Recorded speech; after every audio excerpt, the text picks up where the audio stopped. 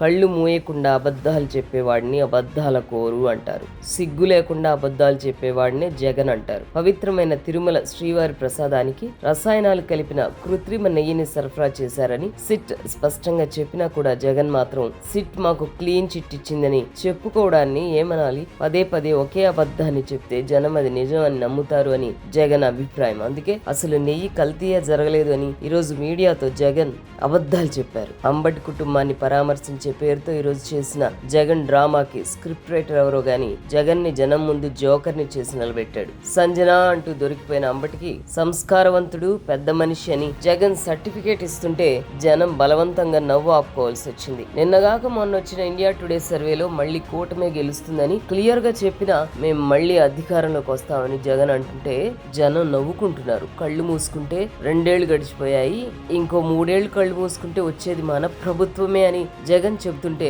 కళ్ళు మూసుకుంటే నిద్ర వస్తుంది కానీ అధికారం ఎలా వస్తుంది అని జనం జోకులు వేసుకున్నారు. మొత్తానికి భారీ ఖర్చు పెట్టి జనాన్ని తోలుకొచ్చి 7 గంటల పాటు తాడేపల్లి నుండి గుంటూరు దాకా సామాన్య ప్రజలకు ట్రాఫిక్ లో నరకం చూపించిన పరామర్శ యాత్ర టీవీ ప్రేక్షకులకు మాత్రం మంచి కామెడీని పంచింది. అందుకే జగన్ అర్జెంట్ గా తన స్క్రిప్ట్ రైటర్ ని మార్చుకోకపోతే 2029 తర్వాత రోజాతో పాటు జబర్దస్త్ కామెడీ షోకి జడ్జిగా వెళ్లాల్సి వస్తుంది.